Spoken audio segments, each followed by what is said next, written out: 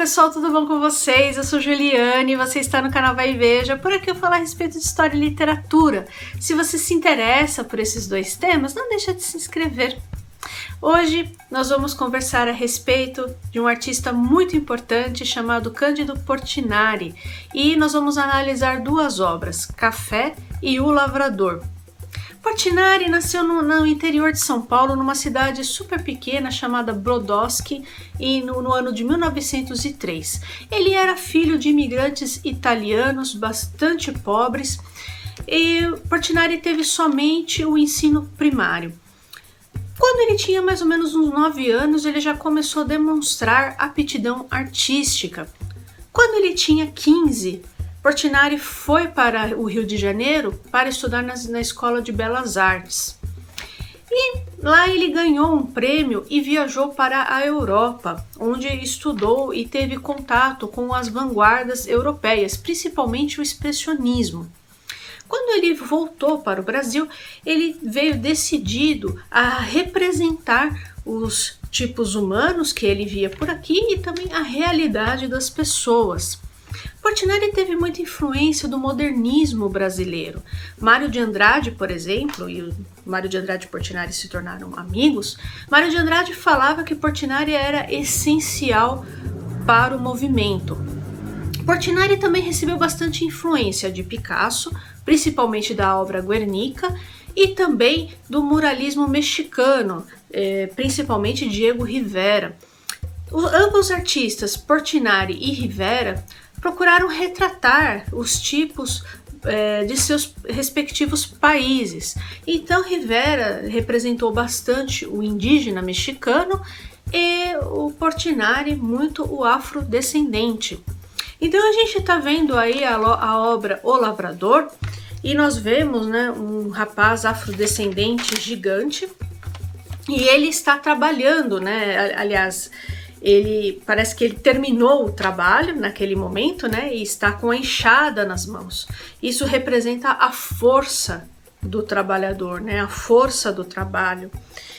E você percebe que ele é uma figura muito poderosa, né? Ele pega a tela inteira e gigantesca.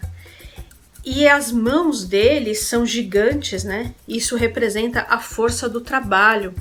Os pés gigantescos representam a ligação do homem com a terra, né? Com o campo. Então, Portinari ele quis representar o campesinato na figura desse afrodescendente, né? E também o proletariado, que era o camponês, ele era a maioria do proletariado, não é? E a obra de Portinari normalmente faz referências à Bíblia, e aqui a gente vê uma referência, né, nessa ligação do homem com a terra. Olha essa parte aqui do Gênesis, que interessante. Então formou o Senhor Deus ao homem do pó da terra. Ele soprou as narinas o fôlego de vida, e o homem passou a ter alma vivente. E atrás, nessa obra, a gente vê também o trem passando, né? O trem é o símbolo de progresso. Agora a gente está vendo aí a obra Café. Então, novamente a gente vê os afrodescendentes sendo representados, né, levando os sacos de café. Então você vê que são pessoas extremamente fortes, não é? No outro plano, aqui ao lado, está uma colona sentada. Apesar dos seus traços bastante delicados, os pés dela também são gigantes, né? Então ela também tem uma ligação aí com a terra.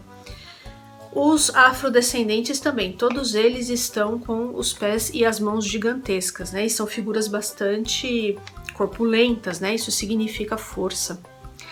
Atrás a gente vê um capataz, não é? Com o dedo apontado. Isso significa aí uma opressão. Então ele quis conferir que essa relação homem-trabalho também pode ser bastante opressiva. Na época, muitas pessoas questionaram essa representação do Portinari, outras criticaram duramente. Ele expôs essas obras no Museu de Belas Artes do Rio de Janeiro e muitas pessoas deixaram aqui algumas mensagens que eu vou ler para vocês.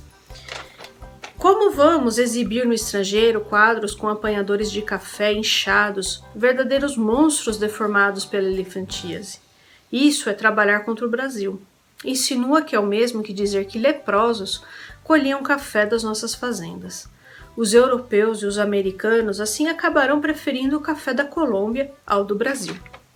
Então, tinha algumas pessoas que acreditavam que, pelo fato de Portinari ter representado afrodescendentes grandes, com pés gigantescos e mãos também, muitas pessoas europeus e norte-americanos iam preferir o café da Colômbia. Então, vamos lembrar que o café, na época, era a maior riqueza nacional. Então essas pessoas, tinham pessoas que acreditavam que esse tipo de representação poderia prejudicar as vendas do Brasil. Olha outra mensagem deixada. Quando vemos as obras de Portinari, vemos aquele Museu dos Monstrengos, é o Museu de Belas Artes aqui, tá? Onde acontecia a exposição. A gente se desaponta vendo tanto esforço jogado fora. Portinari faleceu em 1962, vítima de intoxicação pelas tintas. Na última década de vida, ele criou para a ONU os painéis Guerra e Paz, né? E eu vou falar deles em outro vídeo. Então, pessoal, espero muitíssimo que vocês tenham gostado, né, do vídeo de hoje.